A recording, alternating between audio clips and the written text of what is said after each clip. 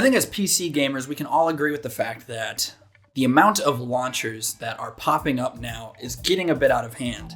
The majority of us like to keep our games in Steam as much as we can.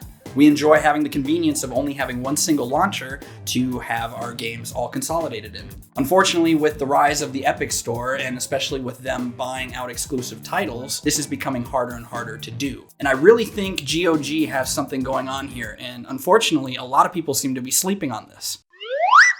A few months ago, GOG unveiled GOG 2.0 and released a closed beta. After signing up, I finally got accepted, and I've been playing around with it for the last few days, and this has the potential to really change PC gaming for the better. So for those of you who don't know, GOG was basically a company formed by the members of CD Projekt Red after they saw the potential of the digital market for PC games. One of the things that makes GOG stand out the most, arguably, is the fact that all games on the platform are DRM free. In fact, they even say that they are fine with you after purchasing a game from their library to put it on a CD and even share it with a friend if you wish.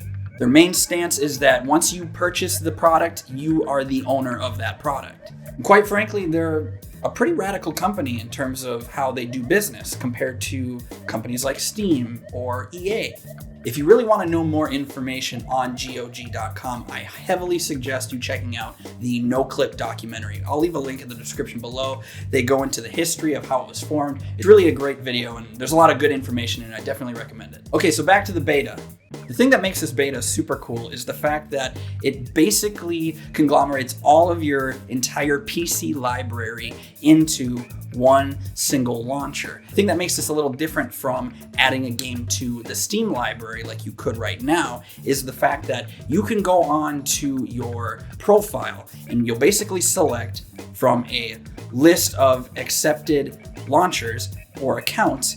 You'll sign in and that's it, you're done. Currently, I was able to sign up to the PlayStation Network, Xbox Live, Epic Games, Uplay, Origin, Steam, and Bethesda. Now, you can't launch games, obviously, from the consoles like the PlayStation or the Xbox. However, what's cool about this is it shows your entire game library along with your achievements and whether or not you're playing online on that platform. But honestly, the coolest feature and the biggest convenience for me is the fact that you browse through your entire library of games, you select the game you want to play, and regardless of whether it's on Steam, Origin, Uplay, you name it, it opens like that. You don't have to deal with any logging in of the launcher or going through multiple windows. You select your game, it opens the launcher in the background and instantly opens the game of your choice. Super cool. Now, for those of you who are really into the statistics and keeping track of your hours played, GOG keeps records of all of the playtime that you've spent in the different platforms. So even though I can't technically access the console from my GOG launcher, it is nice that it still keeps a record of all of the systems that I play on. Now, when dealing with friends and socializing, it's really neat because it doesn't matter if your friends have the GOG platform or not. No matter what platform they are on, you can still chat with them through the GOG client. You can see all of your friends' cross-platform achievements, their recently played games, all of the games that they have purchased, and even the game time that they have spent playing. Now, if you're trying to add a platform to the GOG 2.0 client and you don't see it, the really cool thing is that it has an open source integration and even has a portal through GitHub, so you can integrate other platforms into it if that is a route that you want to explore. If you have multiple devices, all of the changes you make to how your library is organized and sorted, all of the customized features are saved to the cloud and synchronized through all the devices that have your GOG account installed on.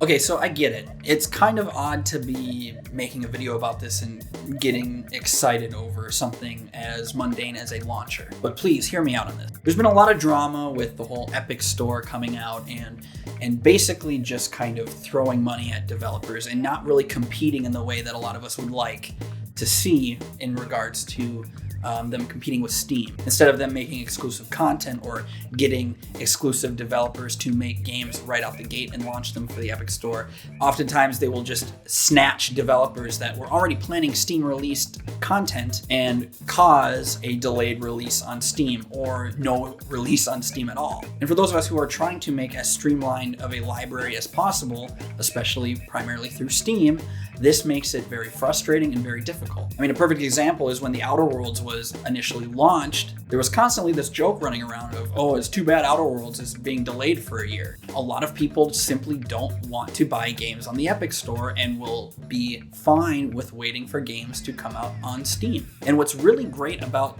GOG doing this, and when they implement this to go public, as gamers, we can almost have our cake and eat it too. If the only thing you ever need these launchers for is to just buy the game and then you're done with it, that's amazing. You don't have to go through any sort of hassle afterwards of importing the game into your Steam library as a custom game or a non-Steam game. You link your Epic Games account to your GOG profile. Any games you purchase after that on the Epic Store are automatically synchronized with your library in GOG. This makes the whole system so much more simple. And I really think with the frustrations that a lot of smaller devs have been facing with Steam, oversaturation of Steam's storefront, and the lack of good, solid content curation, this allows for independent developers to launch their games on their preferred platform of choice, hopefully make more money, but then it allows the gamers to also have all of their games in one single application. To me, this is probably as good as it can ever get. Admittedly, it would be nice to see if GOG could somehow have all the stores also be accessible through the GOG app, but it's understandable that they wouldn't do that from a business standpoint because they're also trying to promote their own storefront. Again, it would be very convenient and nice for the consumer, but I understand the business side of it, and I imagine it would be kind of difficult to implement that as well. So far, there's no official information on when the beta goes public, but I'm really hoping it'll happen sooner than later. I've actually only recently received access to the beta here, and it's actually been out for a few months. All of you PC gamers out there who have yet to do so, I definitely recommend downloading the current GOG app that is out right now, especially if you are a fan of older PC games. There's a lot of solid content available there. Overall, I do think this could be the big solution to a lot of PC gamers' problems. The closed beta is still available for sign up, although I don't know how long it will take you to receive an invitation. But if this does sound interesting to you, I definitely would recommend trying to sign up for it. So to wrap it up, the GOG 2.0 beta is pretty darn cool. It's got some really nice personal customization features, and it's really nice to be able to have everything kind of conglomerated into one single launcher. The convenience alone is worth it to me, and I really hope that this thing gets released to the public very soon. While I have access to the closed beta, I'm going to be definitely making this thing my primary launcher and hopefully my main storefront. My only hope is that we see more titles come to the GOG store itself, and I would love to see this thing reach the public sooner than later. But I want to know what your thoughts are on this thing. Have you tried the beta yet yourself? Is having a primary launcher even a big issue for you? Do you care about the whole controversy with Epic and all these other launchers trying to have their own storefront? Any and all thoughts and opinions I would love to hear in the description down below. But that's enough for me.